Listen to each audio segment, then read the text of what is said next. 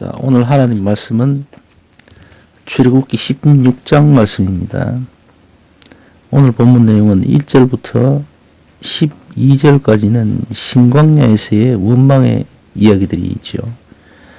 그리고 13절부터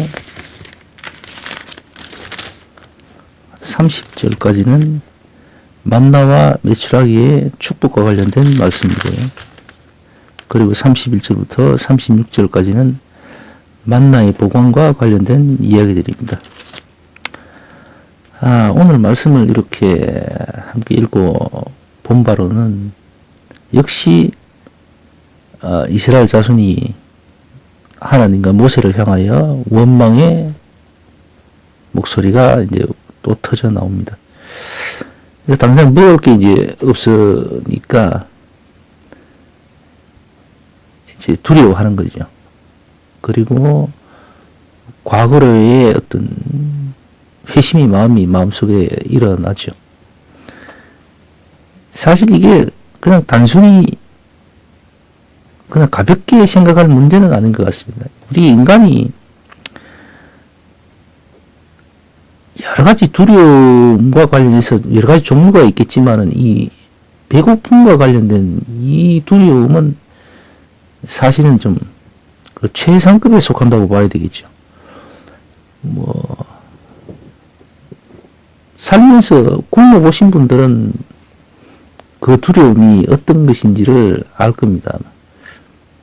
보통, 저도 그렇지만, 아직 50 전인 분들은, 과거에 없어서, 굶어서 죽었다, 또는 그런 사람을 봤다라고 하는 사람은 별로 없을 겁니다. 북한에서 오신 분들은 들어있겠지만은, 어쨌든 우리나라에서는 그런 경우가 참 드물죠. 그러나, 저희 우때의 부모님 세대에서는 그런 과정들을 많이 겪으셨죠. 전쟁도 있었고, 또 전쟁 후에도, 6.25 전쟁 후에도 예전에 우리가 좀 못 살 때는 보릿고개, 그런 일들이 오랫도록 지속되어 왔으니까요, 매년. 그때는 정말 굶어 죽는 사람들도 참 많았다고 합니다. 꼭 그렇지 않더라도 과거 한 70년대, 60년대에 그때는 저희들이 아주 어릴 적 얘기겠죠. 어려서 잘 모를 수도 있는데, 제 친구들 중에는 과거 시골에서 어렵게 사는 친구들 얘기 들어보면 어렸을 적에 그렇게 배를 많이 골았다고 합니다. 그러니까 먹을 게 없는 거죠. 과거에는 또 부모님들이 벌이라고 합니까? 직업이 시원찮아가지고 제대로 이렇게 하루 3끼를 다 먹을 만큼 이렇게 벌 수 있는 분들이 그렇게 많지는 않았는 것 같아요. 저희 아버님도 마찬가지인데, 과거에 그렇게 돈벌이를 이렇게 잘 하시고 그런 경우는 아니었습니다.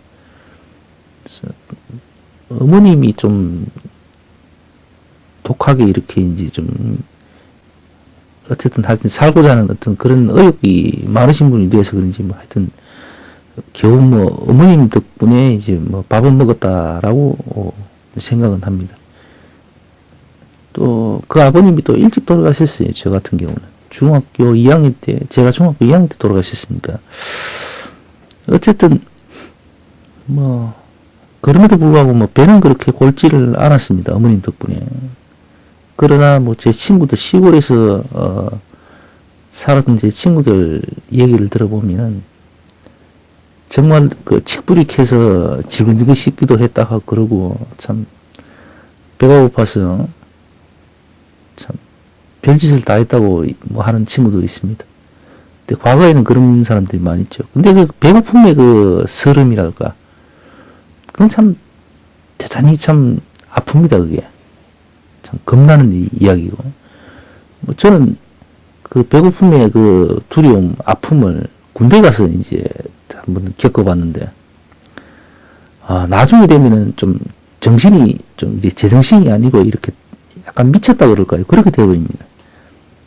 속된 말로 뭐 믿을지는 뭐 모르겠습니다만 어쨌든 군대 입대해서 신병교육대에서 훈련받으면서 그 당시에는 좀 그 조교라고 그럽니까? 그 조교라는 친구들이 좀 무식하게 사람을 다뤘어요.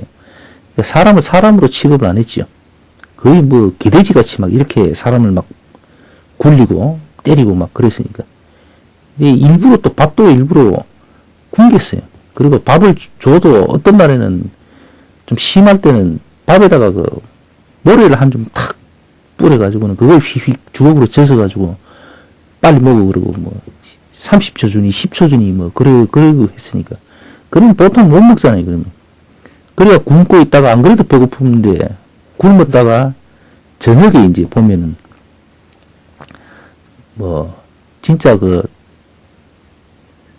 정신없는 친구는 그 밤에 그 불침범 서는 때 불침범 서다 말고는 애들 며칠 이렇게 작당해가지고는 취사장 그 뒤에 짬밥 버린데 그것까지 이렇게 싹 몰래 살살 이래 가가지고는 그 짬밥통 그 버려진 그 돼지에게 주는 그 짬밥 그 버린 거기 위에 살짝 걷어내고 안에 걸 이렇게 건져가지고 먹고 왔다 그러더라고.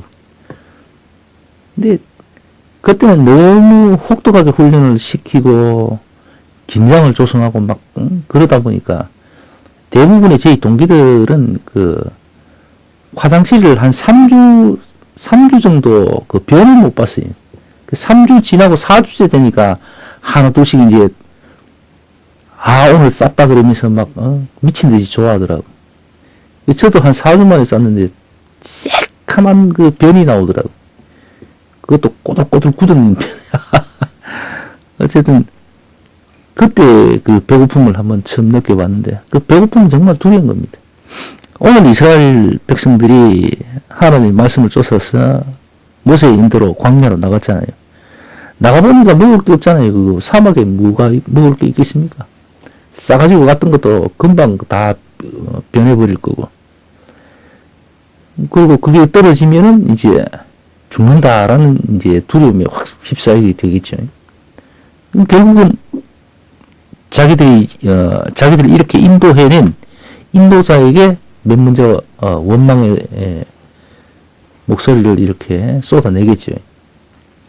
그리고 결국에는 이게 이제 하나님을 향한 원망으로 돌아가는 거죠. 사람은 그렇습니다. 우리가 신이 아니기 때문에 이 어려움에 닥치면은 어떤 식으로든 뭐 감정이 만들어지겠죠, 그죠? 그 당시에 어떤 감정이 만들어지잖아요, 그죠? 뭐 아니야말로 절벽 앞에 딱 이제 떨어지기 그 직전까지 가버리면은 그 절벽 밑에 그 낭떠러지 그 무시무시한 그 두려움 몸으로 딱 느껴지잖아요. 감정이 바로 생기는 거죠. 그게 이제 인간이기 때문에 그런 겁니다. 만일에 우리가 신과 같이 영존하는 존재, 죽을래야 죽을 수 없는 그런 신적인 존재가 되어버리면 그런 두려움이 생길 수가 없잖아요.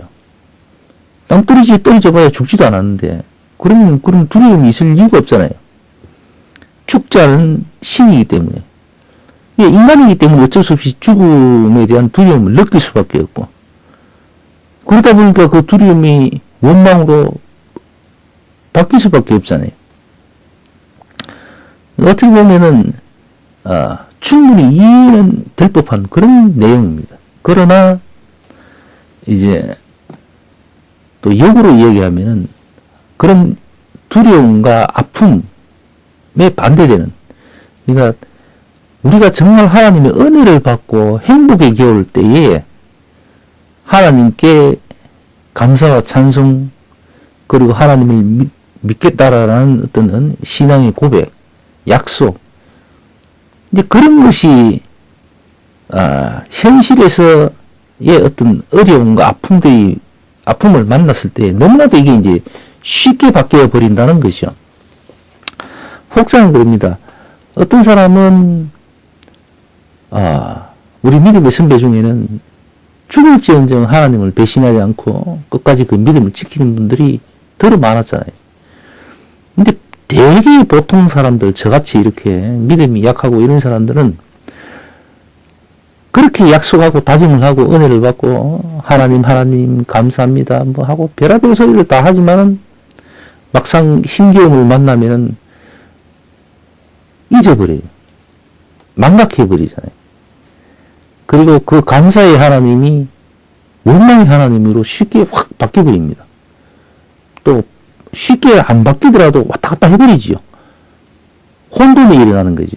정말 감사의 하나님인지 정말 나를 이렇게 힘겹게 어렵게 만드는 그런 원망의 하나님인지 막 이게 순간적으로 이게 왔다 갔다 하면서 바뀌어버리잖아요. 혼란이 생기면서 내 믿음의 정체성이 없어져 버리는 거죠. 잘 가는 길을 이리 가야 될지 저리 가야 될지 이제 모르는 그런 상황이 되어버리잖아요. 그러다 보니까 이제 우리가 보고 있는 성경 말씀에도 보면은 하나님에 대한 어떤 믿음을 이렇게 배반하는 그런 모습들의 사람들이 이야기가 자주 등장합니다. 그리고 결국에는 그런 모습들 가운데에 어떤 우리한테 지금 오늘날 우리에게 어떠한 교훈을 이렇게 남겨주지요. 근데 혹자는 그럽니다. 그런 우리가 인생을 살면서 은혜로운 일도 있고 또 참 아픈 일도 있는데 그런 힘겨움과 고통과 아픔들은 사실은 좀 더 높은 차원의 어떤 감사와 또 은혜, 감격을 맛보게 하기 위해서 더 절실히 느낄 수 있게끔 하기 위해서 하나님께서 우리에게 주신 어떤 선물이 아니냐라고 이렇게 이제 얘기하는 사람들이 있습니다. 또 실제로 하나님 말씀에는 그런 말씀들이 있고요. 어쨌든 그러한 모든 부분들도 정신이 있을 때 이제 그게 가능하죠. 정신이 없는 사람은 그걸 어떻게 생각해야 될지, 어떻게 받아들여야 될지 그런 컨트롤이 안 되죠. 없죠. 자, 어쨌든 오늘 하나님 말씀을 이렇게 보니까 결국 하나님은 그렇습니다. 이스라엘 백성이 원망을 하니까 또 먹을 걸 주십니다. 만나와 메추라기를 주시죠. 그러면서 딱 먹을 만큼만 가져가거라. 그렇게 말씀을 하세요. 근데 사람이 그렇습니다. 욕심이 있는데. 들어는 좀 더 많이 가져가고 그러잖아요. 그지? 근데 많이 가져가니까 어떻게 됐다고 합니까? 냄새가 나고 썩고 막 구더기가 생기고 그런다잖아요. 그러니까 가져가봐야 소용없다 이겁니다. 하나님은 우리에게 늘 그렇게 말씀하신 것 같아요. 뭘 먹을까, 뭘 입을까, 응? 그런 거 염려하지 마라 그러잖아요. 쓸데없는 그런 염려는 하지 마라. 너 백날 그래봐야 너희들은 유한한 인생이다 라고 딱 못 박아버립니다. 아무리 끌어모두고 그래봤자 내가 딱 허락한 그 시간밖에는 못 산다 이거예요. 역시 이스라엘 백성도 만나와 메추라기를 많이 걷어가서 좀 더 이렇게 여유롭게 어떻게 뭔가를 생각을 했지만은 먹은 만큼 먹고 나니까 그 다음날 딱 되니까 다 썩어버린다고 얘기를 합니다. 못 먹게 돼버리잖아요. 하나님은 그러십니다. 우리가 원망을 하고 하지만은 주시잖아요. 먹게끔 해 주십니다. 어떤 식으로든 그렇게 되는 것 같아요. 사실 또 살아보니까 정말 그런 것 같고요. 필요 이상으로 뭐 구해본들 주시지도 않을 뿐더러 또 그렇다고 해서 굶어 죽기도 안 하시더라고요. 그게 우리 하나님의 어떤 간섭이고 또 인도하심이 아닌가 저는 그렇게 생각합니다. 한편으로 돌아보면은 우리에게 가분하게 이렇게 하나님이 주실 이유가 없어요. 만약에 그렇게 되면은 우리가 위험에 빠지는 경우를 맞게 되는 그런 상황이 되겠더라고요, 사실.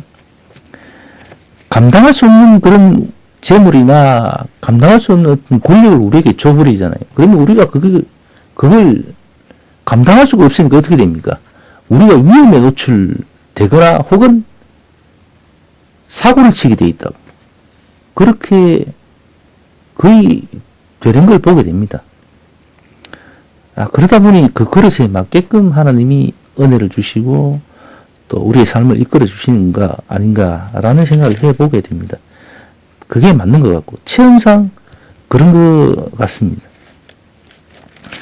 나중에 알게 되겠지만은 이스라엘 백성들은 그런 하나님의 섬세한 인도를 받았습니다. 또 그런 체험들을 유난히 많이 했습니다. 선택받은 민족이라 그런지 그런 것 같아요. 하나님 말씀 보면은. 그런데도 어느 민족 못지않게 하나님에 대한 원망의 목소리도 엄청나게 많이 나왔던 게 또 사실인 것 같고. 그러나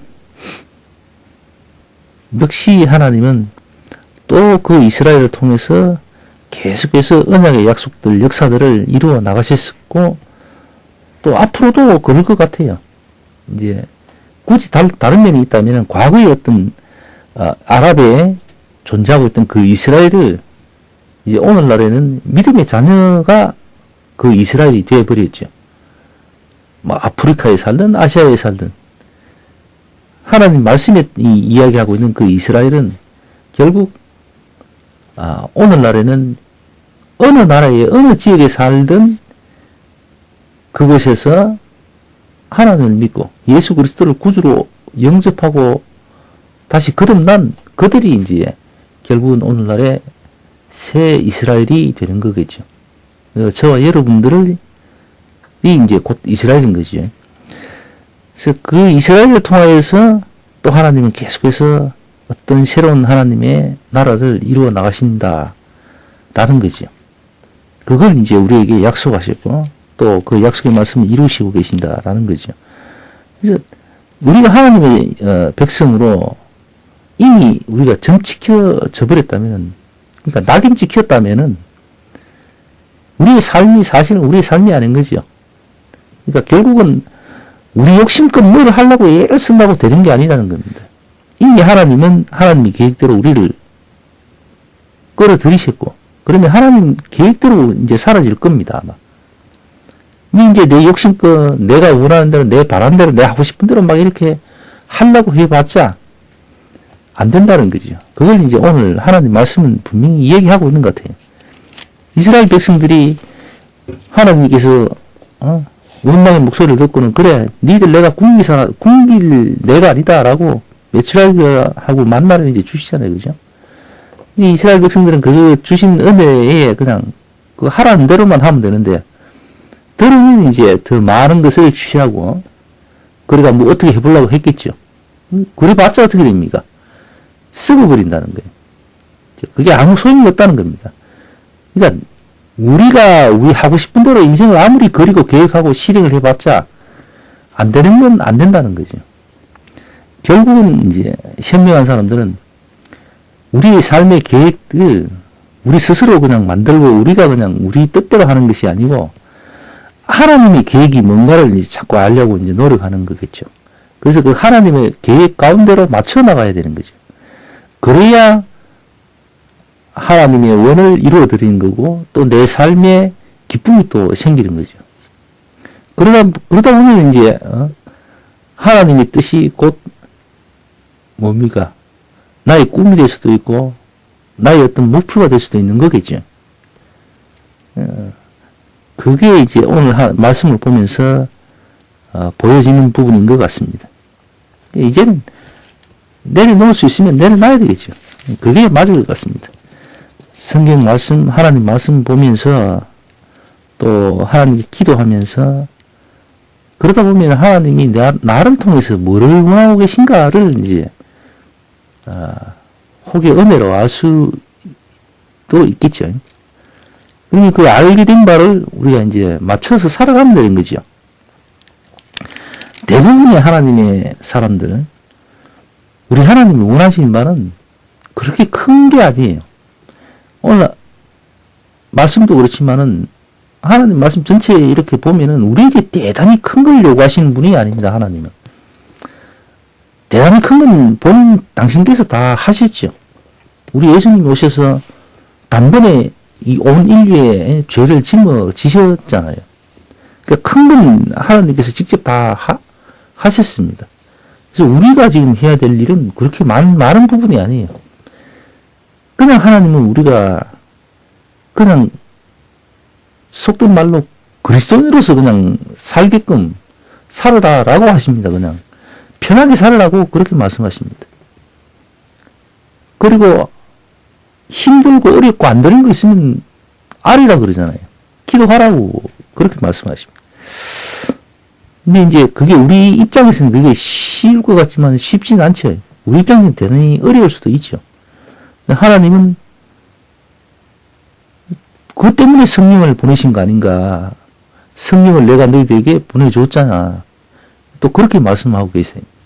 그러니까 믿음의 사람들이 우리가 음성을 떨듯이 참 그건 정말 우리 입장에서는 대단히 어렵습니다. 라고 말할 수도 또 없는 게 성령을 통해서 우리를 도우시고 우리를 인도하시기 때문에 또 어렵다고 라고 또 이렇게 말씀도 하기도 드리기도 어렵습니다. 사실이 그렇거든요.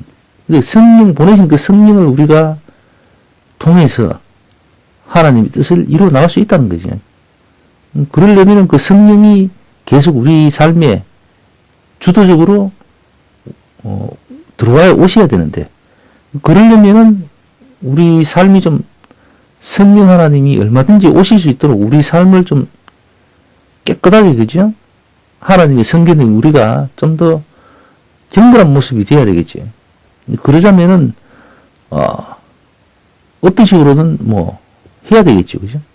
그러려면 결국은 이제 하나님 말씀이나 하나님에 대한 어떤 교통, 또 기도로서, 또 찬양으로서, 또 삶의 어떤 모습으로서 이렇게 우리의 모습을 이렇게 드려야 되겠죠.